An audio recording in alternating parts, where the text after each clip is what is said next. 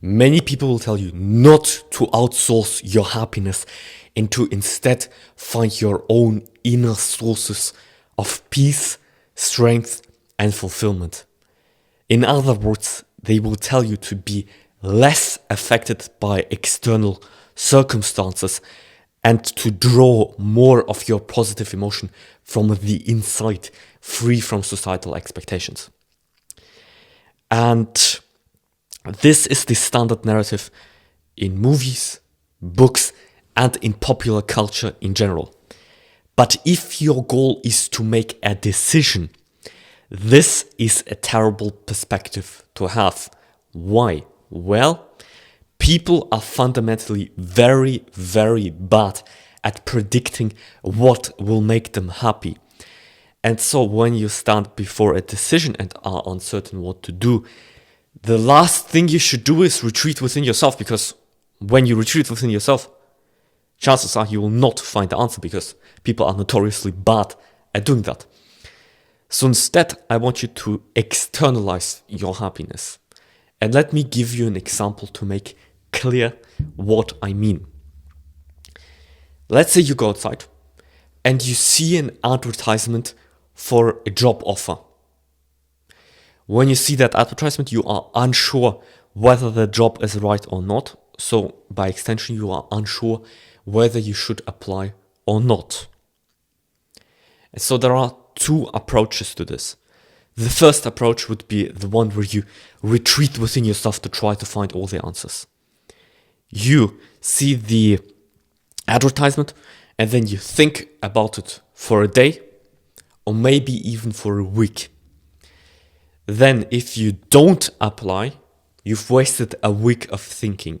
If you do apply, then you still wasted a week of thinking and have between a 95 to 99% chance of getting rejected, of not even getting invited to the interview.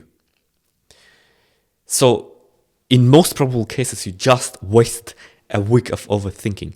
And even if you do go to the interview and get accepted, you still don't know whether you will like working there until you've actually worked there. So my antidote to this retreating within yourself to try to figure out whether you like it, whether it's the right, whether it will make you happy, is to just go for it. Just apply. Just take the 20 minutes to write the application and to attach your, your resume. And then you will see whether you even get accepted to an interview or not. And guess what? If you don't like it, you can still retreat.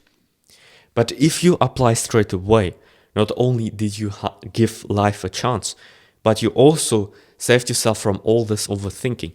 Because at the end of the day, the result is the exact same. In the most probable case, you will get rejected, so nothing will happen. And in the tiny chance that you get accepted, you still have to work in order to see whether you will actually like it or not. So in this case, overthinking is completely useless, and I would say it even decreases the likelihood that you reach your goals, because you have less of a chance of getting accepted if you apply a week later. And also, if you think about this opportunity for a week, you can't see many other opportunities at the same time. So you miss a week of opportunities and you also apply a week later, which overall decreases your chances. When you stand before a decision and you don't know which one to take, it's fundamentally because you have insufficient knowledge or insufficient information, you could say. If you had enough information, it would be obvious whether you should apply or whether you shouldn't. Like, for instance, when I see a job posting for a barista, it doesn't even cross my mind to apply, because I don't like being a barista. I've never even tried it. I'm not interested in it. And neither do I have the financial stress to need to be working as a barista. But when I see something that might be interesting to me, like when I see an advertisement for medical imaging technology, then I'm kind of split whether I should take it or not. So I just apply and then see what life will do. I see what comes out. So the last thing you should do in this situation is to try to figure out all the answers yourself, because you'll waste a week of overthinking and still get rejected in the most probable outcome. You could say that being fast is a form of power. The faster you are, the more powerful you are. But that would be wrong, because power is speed.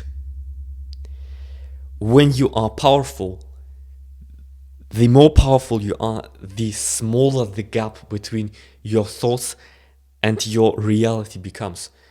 And if you are fast, you are just much better at reducing that gap than everyone else is.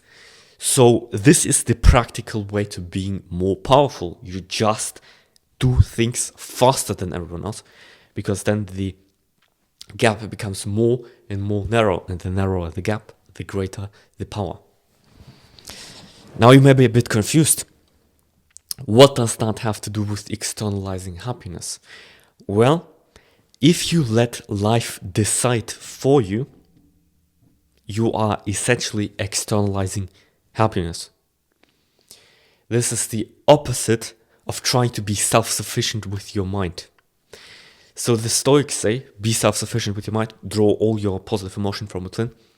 I'm telling you, in some cases, when you make a decision, when you don't know which path to take, let life decide for you. Because, once again, people are very bad at predicting what will actually make them happy.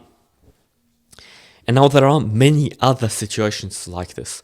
For instance, I used to obsess about whether I'm attractive or not. Now, instead of worrying whether I'm attractive or not, I just ask out the hot blondes, and then they decide whether they want to do something with me or not. That way, I don't have to worry about whether I'm attractive, whether that girl is right. I just let that girl decide. In the same principle, I use also the same principle in photography. When I'm not sure whether a photo will look good, I just take it and then let go of all the bad photos. In the same way, when you produce music, for example, and you're unsure whether people will like it or not, whether you are good enough and stuff like that, you just publish it. When people listen to it, it's good enough. When people don't listen to it, well, then you have deficient skills or deficient marketing, depending on the situation. At the same time, I no longer try to identify my own blind spots, and I no longer try to assess my own character. Instead, I externalize it and ask my friends and family, hey, am I a terrible piece of shit or not? And then they give me feedback. Maybe I'm in this area, maybe I'm in that area, maybe I'm not, maybe I'm just overthinking. People are notoriously bad at identifying blind spots, and so it doesn't make sense to diagnose defects in your personality that may not actually exist. I often hallucinated defects in my personality that I actually did not have, because I have a very strong inclination to overthink. And so now I just ask, hey, am I a terrible piece of shit or not?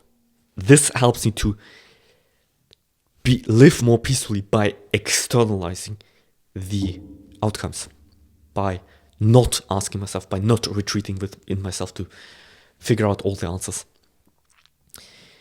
And finally, instead of worrying whether a job is right for you or not, you just apply and then you see. So, because people are very bad at predicting what will make them happy, you just have to let go of your attachment to control. You have to let go to your attachment to your own mind. And you have to let go to your attachment to happiness. And let life decide for you. It's not always possible to control everything.